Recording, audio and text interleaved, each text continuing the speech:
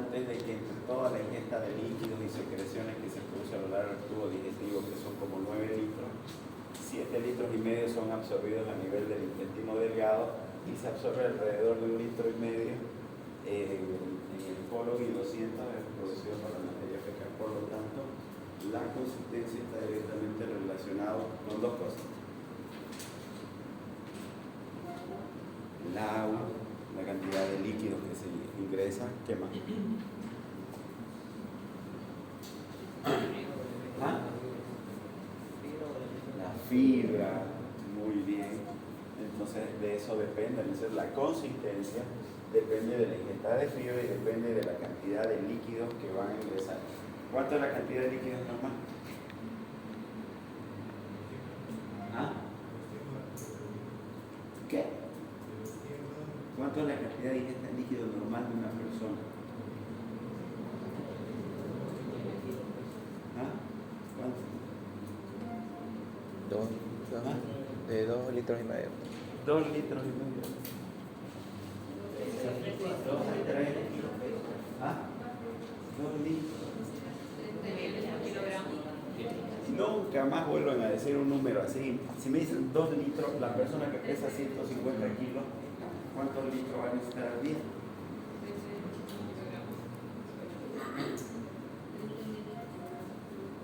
Es kilo peso. Y es de 30 a 35 ml kilo peso. La misma en relación a las calorías que se necesitan por día. Por lo tanto, ese es el basal que necesita una persona. Multipliquen por su peso y ese es el basal. El basal significa lo normal que se necesita para cumplir todo su funcionamiento fisiológico y bioquímico en su organismo.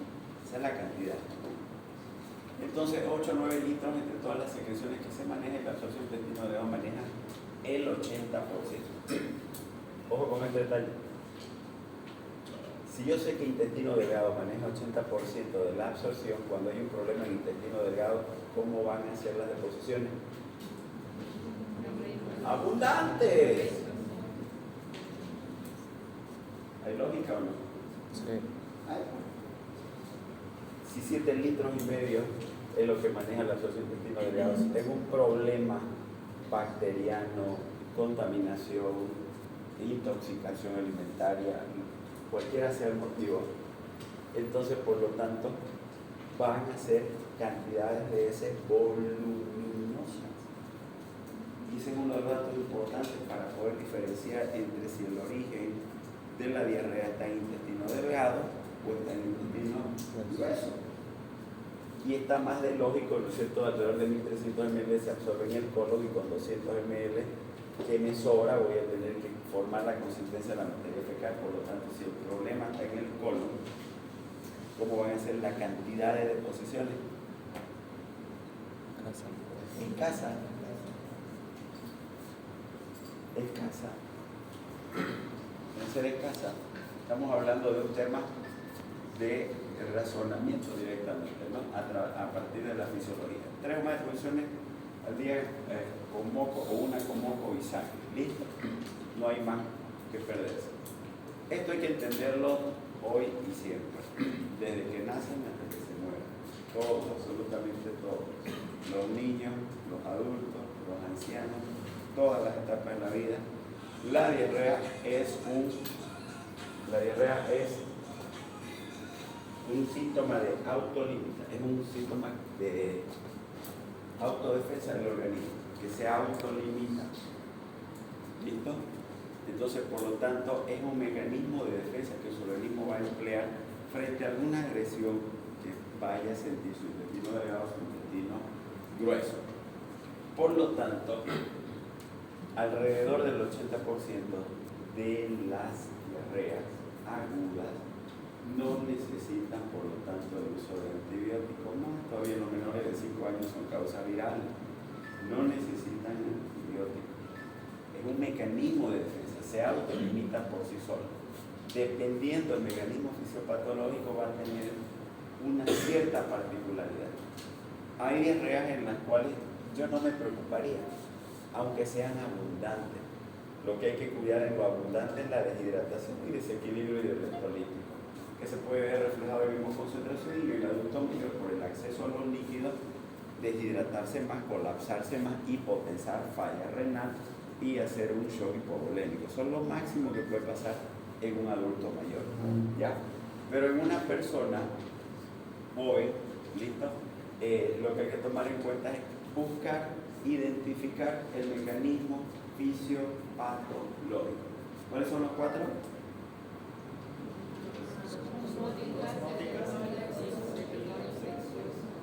Mótica, secretora, sudativa y por trastorno de la motilidad. Hay un quinto agregado. ¿Cuál será? Hay un quinto mecanismo. ¿Cuál cree que puede ser? Mixto. Combinaciones.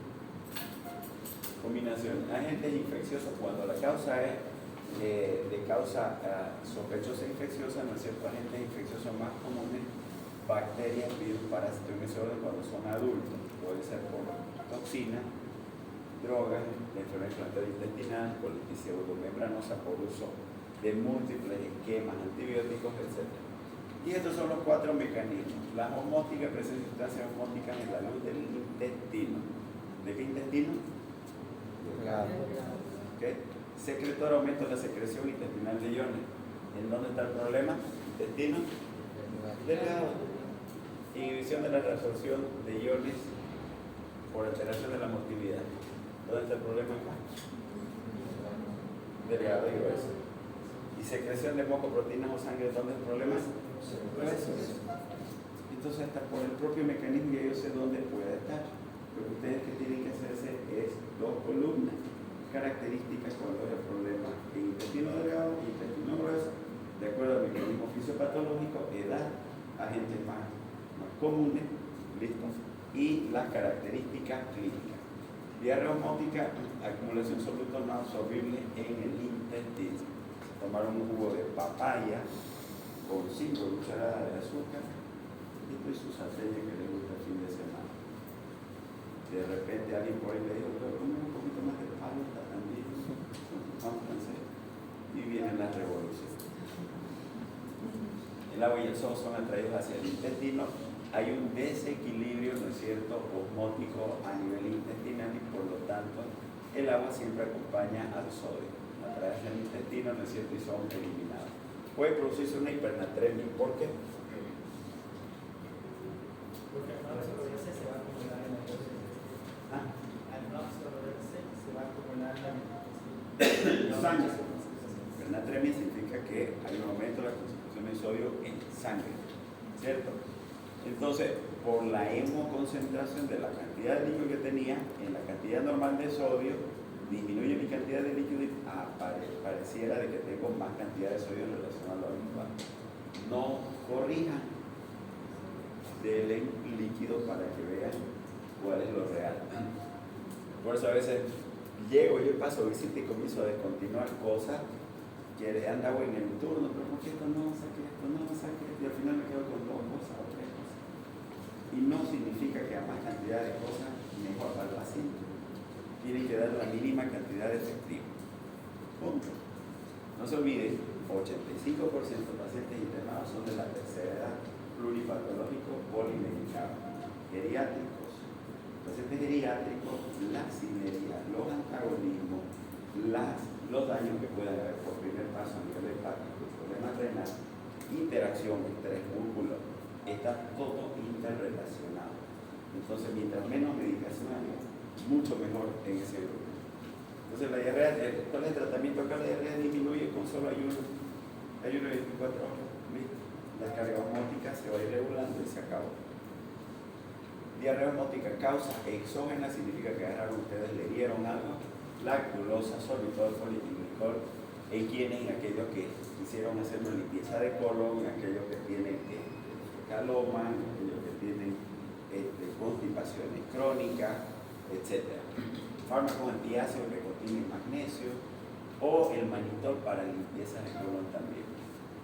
causas endógenas, déficit de sacáridas, el déficit de lactasa, ¿no? Los intolerantes a la lactosa, la enfermedad celíaca, problemas de mala digestión como la insuficiencia pancreática, etc. Listo, los más comunes están acá.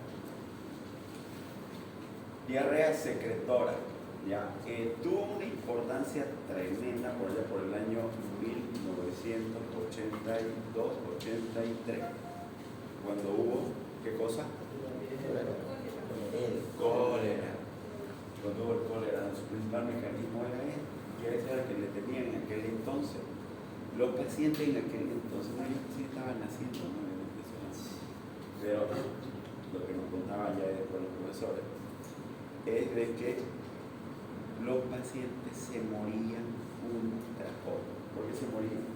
15 a 20 litros de deposiciones por día. Vivían en el baño, llegaban diarrea, no paraban. La emergencia era lleno de materia fecal en los pasillos, con líquidos y líquidos y líquidos poniendo. En aquel entonces no había medicamento tremendo que fue el que contrarrestó el tratamiento del cólera. ¿Cuál era? ¿El tratamiento del cólera? ¿Cuál es el antibiótico? Son dos antibióticos, la sulfa y...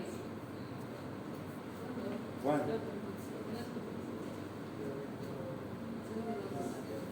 Doxiciclina.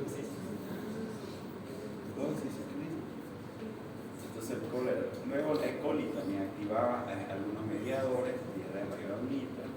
La diarrea puede continuar las 24 a 48 horas, ¿listo?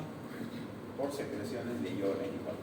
Aquí igual la causa puede ser uso de laxantes, fármacos, enterotoxinas bacterianas y víricas, sobrecrecimiento bacteriano, mala absorción, mala digestión. Este es importante. ¿En quiénes puede dar sobrecrecimiento bacteriano? Aquellos pacientes que están en NPO de forma prolongada. En aquellos que han utilizado múltiples esquemas de antibióticos también. Mala absorción, mala digestión. Tumores secretores de hormonas, lipoma, gastrinoma, síndrome carcinoides, neuropatías autonómicas, diabetes mellitus. ¿Ok? De las diarreas motoras, bueno, está también la diabetes mellitus, el hipertiroidismo, efectos de algunas drogas, enfermedades del colágeno, intestino irritable, la más común. Igual se produce un sobrecrecimiento bacteriano y el diagnóstico es por exclusión. Significa que es lo último que voy a pensar y no en primera instancia. Pero a mí me gusta más centrarme en este de acá, porque este es el que verdaderamente complica y este es el que debería ser causa de internación. Son raras las diarreas que tienen internación por una causa de un mecanismo secretor. Excepcionalmente se lo interna si hay un trastorno hidroelectrolítico y más en la tercera edad. ¿Listo? Pero estos de acá son los que verdaderamente comprometen la vida, porque estos van y agarran y alteran la mucosa del intestino grueso. Van y alteran y destruyen la mucosa, destruyen vasos sanguíneos, producen moho, producen sangre, producen pus, producen tenesmo, ¿ya? Y lo más grave de esto es que hacen procesos sépticos intestinales, sepsis de foco abdominal por una diarrea de origen mecanismo exudativo, ¿ya?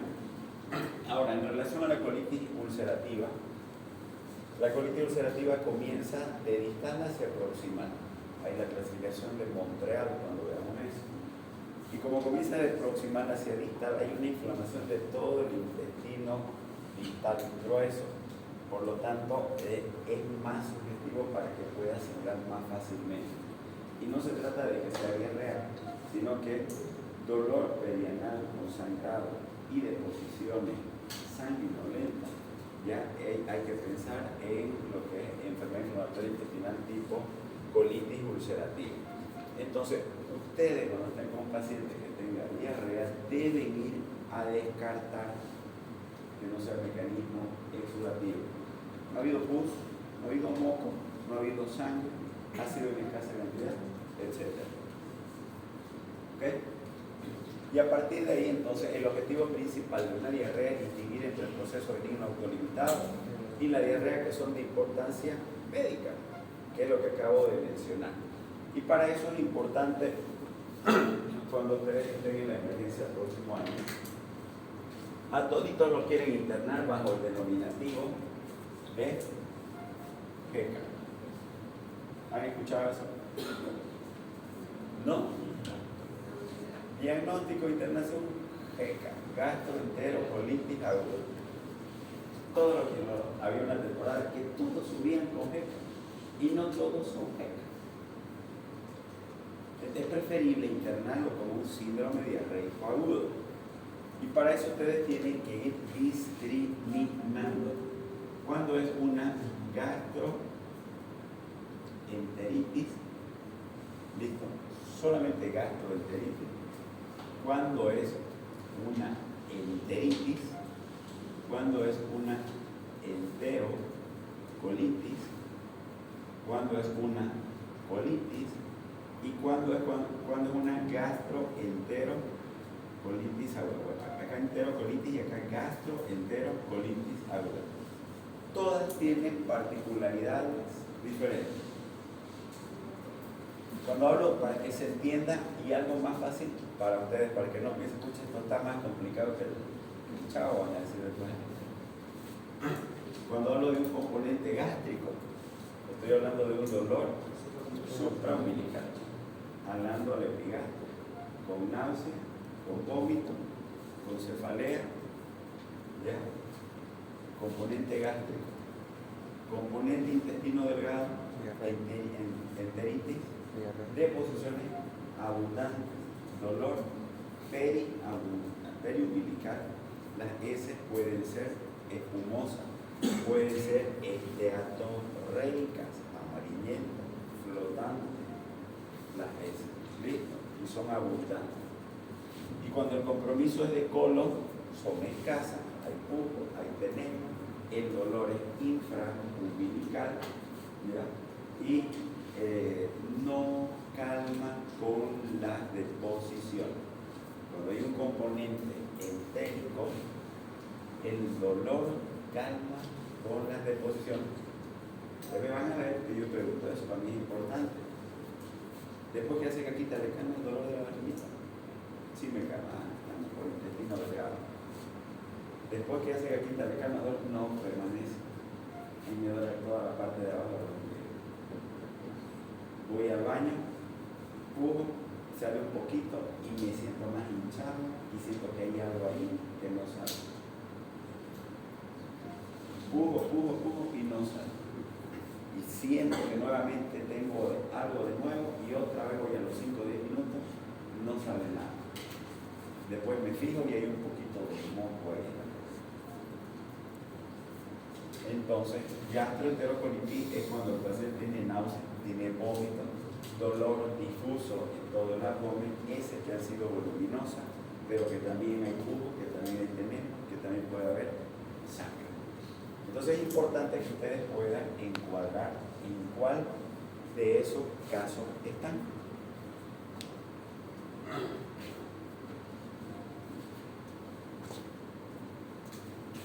Por ejemplo, dentro de las causas de las colitis, hay dos grandes grupos que son importantes, que la deben saber ustedes. ¿Quién la sabe en realidad? En relación al origen, ¿cuál es? Las colitis vienen con sangre, acabamos de decir.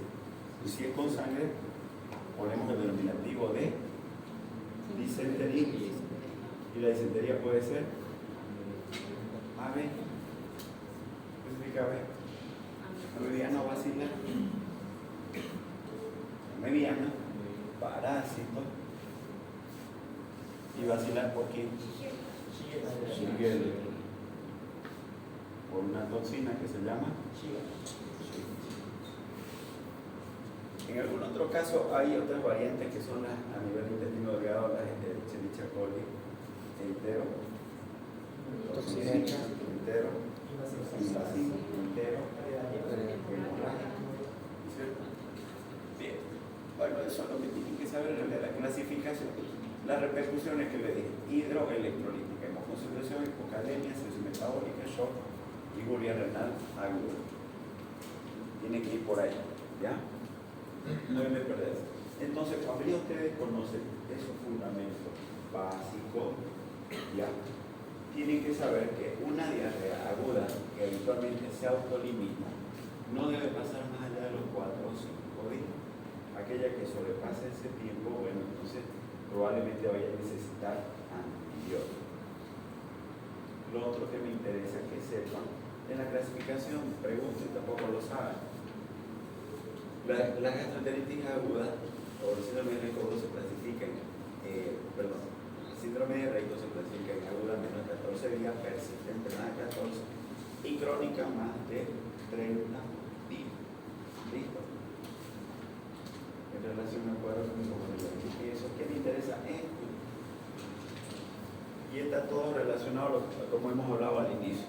Cuando se habla de una diarrea inflamatoria y no inflamatoria, ¿cuál es el principal mecanismo, el más grave que habíamos dicho fisiopatológico? Exudativo. Entonces, si es exudativo, hay inflamación, diarrea inflamatoria. ¿Dónde está el problema? En el colon. Por lo tanto, va a haber que ese frecuente, poco volumen, poco tenemos, sangre poco en sangre o moco en ese, perdón, dolor en el flanco izquierdo o hipogastrio, fiebre, puede haber compromiso del estado general, localización, colon. Sencillo. ¿Sí? No inflamatoria, ¿dónde es el problema? Intestino delgado, ese, voluminosa, acuosa, periumbilical, sin fiebre, localización, intestino delgado. Se acabó la historia. Se acabó la historia, sigue sencillo. ¿Qué van a hacer con un síndrome diarreico agudo? Ahora viene la pregunta. ¿A quiénes le van a pedir coprocultivo? Lo ideal inicialmente es que pidan primeramente que un coproso parasitológico directo o simple, solo para ver parásitos, moco fecal para ver celularidad. Sí.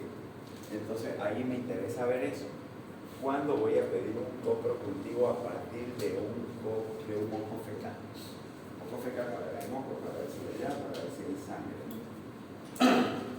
Más de 8 deposiciones diarias, duración mayor de 7 días, deshidratación, fiebre, ese es el minolento. Y en relación a la cantidad de glóbulos blancos que se pueden haber en un copro, cuando son mayores,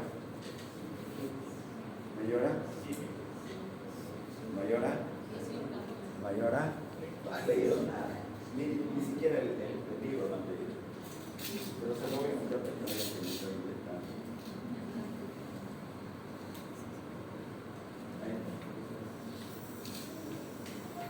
¿Dónde está diarrea? Tiene que valorar toxicidad, signo de componente inflamatorio, toxicidad, tener síntomas, investigar leucos en heces. Si hay obviamente fiebre con diarrea, debo directamente ir a un coprocultivo, ¿no? Pero de acuerdo a la cantidad de leucos en las heces, ¿a partir de cuándo?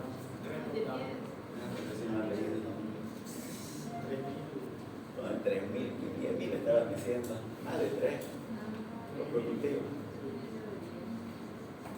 Más de 3 coprocultivos.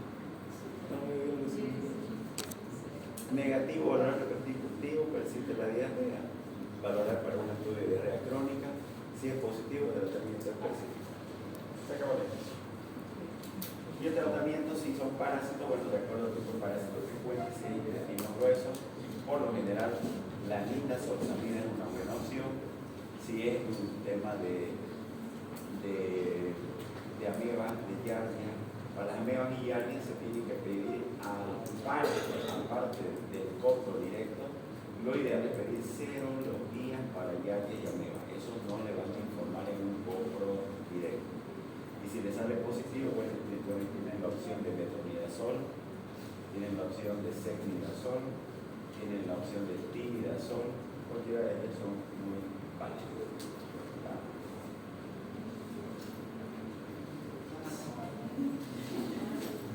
Luego se acaba, frenan la diarrea. Pero hay algo más importante también. Si estamos diciendo que diarrea es disminución de la consistencia, ¿cómo hago para aumentar la consistencia? Entonces le digo el tratamiento. Fibra. denle fibra a un paciente con diarrea y ¿qué va a producir? ¿Por qué no se da fibra en un cuadro de diarrea aguda? No se absorbe. ¿Ah? No se va a absorber ni así lo van a hinchar. Lo van a distender. No se va a encontrar nada de fibra, por si acaso. ¿Pueden darle yogur? Pero, Sí. ¿Por qué no? Tiene probiótico. sí. Importante obviamente la hidratación, no corregir medio interno. Pero, ¿qué puede hacer que aumente la consistencia? Los probióticos. Probióticos. Y dentro de los probióticos está la multiflora, está el que se llama Florestor, la enterogermina. Hay varias opciones. A mí me gusta utilizar mucho la multiflora porque tiene más cantidad de probióticos que hacen dos cosas con su intestino. Disminuyen la frecuencia y aumentan la consistencia. Entonces, en un paciente con diarrea voluminosa, con el intestino delgado, al margen de la hidratación y la tolerancia a la hidratación, denle probióticos. Pero le están dando qué cosa, no, a mí me funciona el carbón activado, no, a mí me funciona el de Coca-Cola. Coca-Cola. ¿Verdad? Van y se compran 10 tabletas de carbón activado. No hay que darle loperamida. Es antidiarreico. ¿Le dan loperamida a una diarrea aguda? ¿Cuándo se da entonces? ¿Ah? La loperamida no se da de rutina, no se da comúnmente. Si es un mecanismo de defensa, un proceso infeccioso, parar la diarrea sin frenar el proceso infeccioso, está dejando toda la infección ahí dentro. No sirve. ¿Cuándo sí? Diarrea de viajero, diarrea en paciente por VIH, diarrea por isopora B, diarrea que son voluminosas, diarrea por la orina, se me fue. Un paciente con VIH y otro también. Están las amebas, está la isopora B y ahí el criptosporina, correcto. Cualquiera de las diarreas que tenga que ver con el paciente con VIH debe darle loperamida. Y, doctor, una pregunta. ¿Y los pacientes que tienen el intestino corto, ellos suelen tener una diarrea crónica? ¿Se le daría también ¿La qué? la De acuerdo a la causa de la diarrea. Si es solamente por tema de un síndrome de intestino corto, se puede dar, ¿ya? Solamente por el intestino corto.